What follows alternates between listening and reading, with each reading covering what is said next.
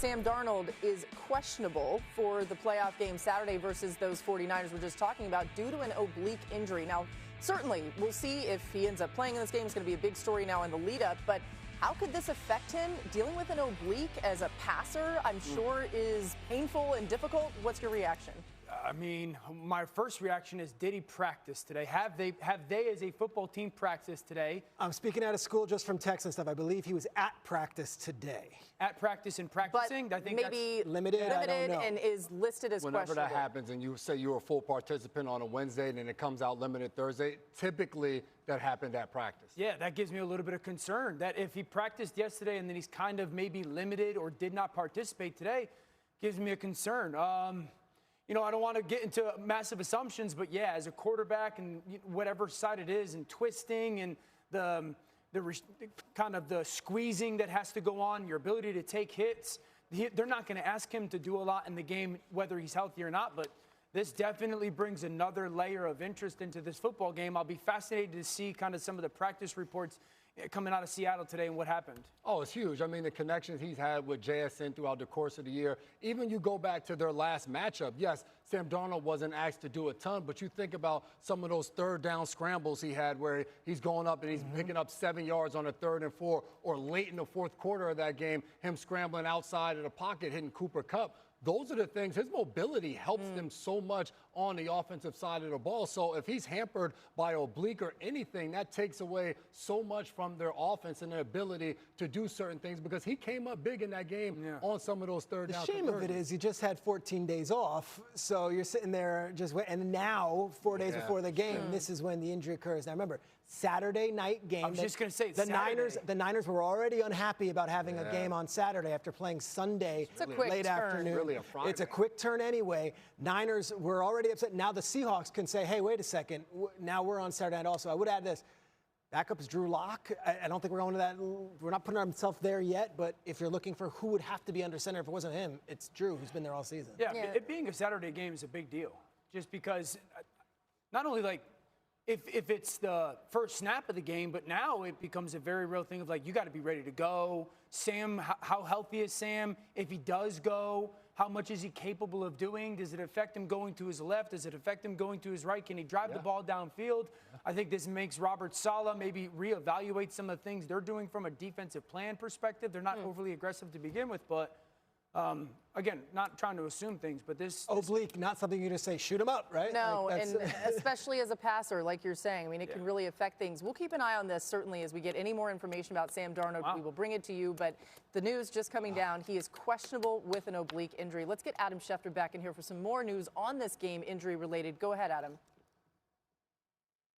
Fred Warner obviously has been ruled out. Kyle Shanahan said he won't be activated, which is exactly what the 49ers head coach expected all week long. The hope would be that if the 49ers can find a way to win on Saturday in Seattle, that Fred Warner could be activated for the NFC Championship game, but the 49ers have a lot of work to do before they could even think about making that a reality. As for some of the questionables, Ricky Pearsall listed as questionable. Linebacker D. Winters listed as questionable. There are some significant question marks there, but I think the 49ers have been optimistic that Ricky Pearsall might be able to make it back for this game to give them one more weapon in a game where they've already lost their tight end, George Kittle, to a season-ending torn Achilles. They need some help there, and it's certainly possible that Pearsall could provide it. Yeah, it's a good point. It feels like Pearsall has been close of late, so keeping an eye on that for sure. Let's get back to our top stories here. And Adam, the top story of the day, John Harbaugh expected to be hired as the Giants' new head coach. I'm curious what you know about Jackson Dart's role in all of this. How close has he been to some of the decision-making? The two major factors that John Harbaugh was considering as he surveyed the coaching landscape were quarterbacks first and foremost and ownership.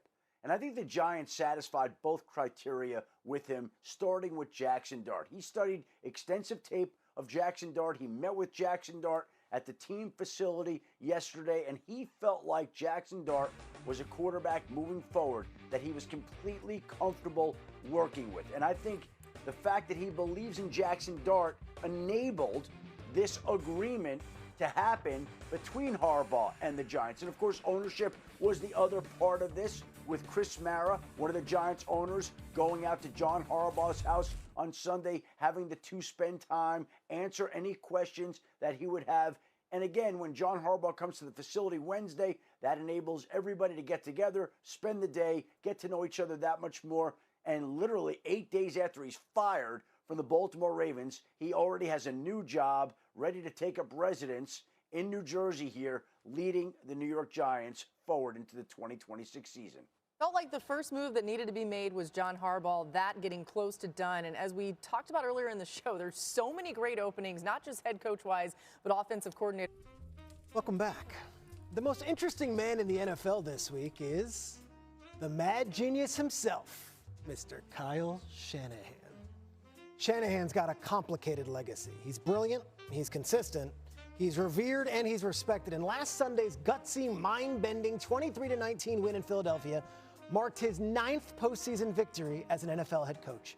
Shanahan now has as many playoff wins as Vince Lombardi and John Madden. He already has more playoff wins than Mike Tomlin and more playoff wins than his own father, Mike Shanahan.